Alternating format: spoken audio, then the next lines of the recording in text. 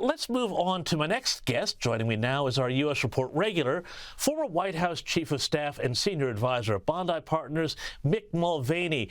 Mick, happy Thanksgiving and thanks for joining us tonight. As I mentioned at the top of the show, Biden is getting bruised in the polls at the moment. His approval rating is at the lowest level of his presidency.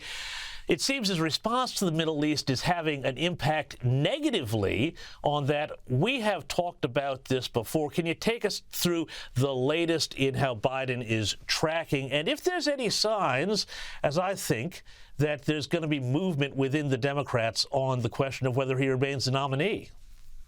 Yeah, a bunch of different questions, James. Let me take the last question first about movement amongst the Democrats to replace Biden. I think they're to the point now where they would really, really like to do that.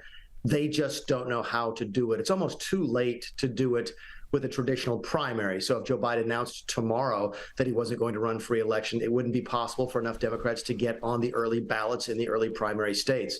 So it's almost as if the Democrats are stuck with Joe Biden at least until summertime, because that's when the Democrat National Convention takes place, and that's when Joe Biden would become the official nominee. After that happens, then if he steps down, it would be up to the party leadership to replace him. So it's a very, very complex situation that they're facing. They want to replace him. I think there's a lot more public chatter, even in some of the left-leaning press here, about replacing Biden. So you know that it's being discussed heavily. They just haven't figured out a way to do it. Why is he struggling? He's struggling for a variety of reasons. If you talked about inflation, is still a big deal here. The situation in Gaza has really hurt him in a couple of different ways. The people that like what he's doing, for example, myself, who've appreciated his pro-Israeli stance, are never going to vote for him anyway. And the people that support him, who are pro-Gaza and anti-Israel, are very upset that he's taking a pro-Israel standpoint. So they're threatening to not vote for him. So he's almost getting it from both ends. He's not gaining any friends, but he's losing some friends that he has. You put that together with everything else, his age, his abilities, and so forth, it's been a real rough 6 months for Joe Biden, and it doesn't look to be getting any better anytime soon. Yeah, and Mick, is this an exception to the rule where foreign policy does not wind up moving polls? Because it seems to me that what's happening in the Middle East right now has exposed a deep division in the Democrats, the same sort of division we have, by the way, in the Australian Labor Party here, over this issue of Israel. You know, you've got the Squad and far-left voters, and especially younger voters, being very pro-Palestinian. Yet we've seen people like John Fetterman really surprisingly and coming out and being very pro-Israeli. Does that split hurt Biden? And more crucially, does it deliver anything to the Republicans, or is it just staying on that side?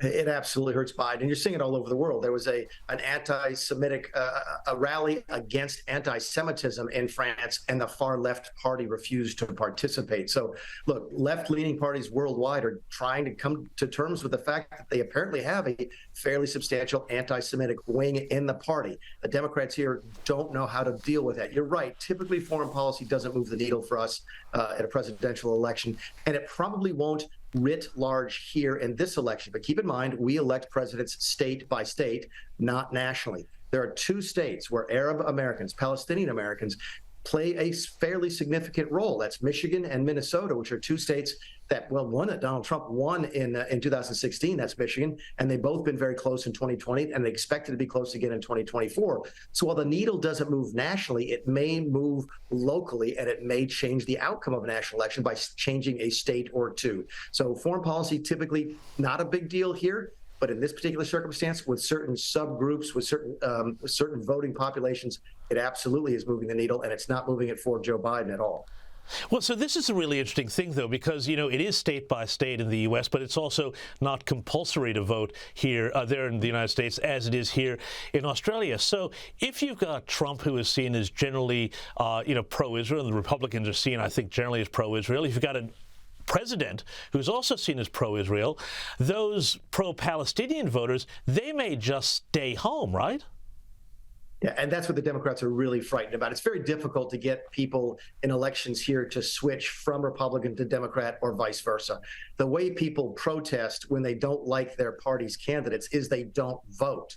That can have a trickle-down effect, sort of a negative coattails effect. Everybody who doesn't go, every left-leaning, progressive, Palestinian-leaning voter in Detroit who doesn't go to vote for Joe Biden is also not voting for governor or senator or member of Congress or even mayor or dog catcher, for goodness sakes. So yes, it can have a very substantial down ballot impact. And that is another reason the Democrats are worried, not just about losing the presidency, but having a knock-on effect that really affects them both in their efforts to try and regain control of the House and keep control of the Senate.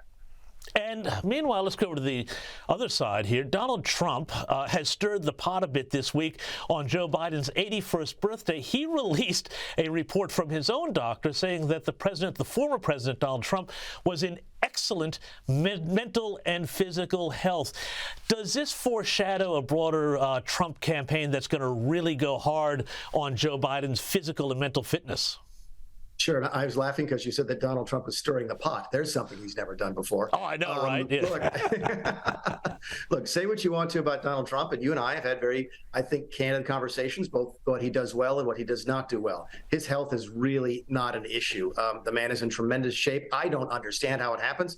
He doesn't exercise. His diet is terrible, but he's got a constitution that is hard to argue with. He's much younger than his age, whereas Joe Biden is apparently much older than his age. Can that change? Sure it can. As you approach your late 70s, early 80s, we've all seen members of our own family who we thought were going to do fine and sort of have a quick decline. There's no indication yet that's happening with Trump yet. It could, but it hasn't yet. So look, I absolutely expect whoever the Republican is, and it's likely to be Donald Trump, to make an issue of Joe Biden's age, because it's one of the things that Biden can't change. You can change your policies on taxes and inflation and spending and Gaza. You can't change your policy on your own age.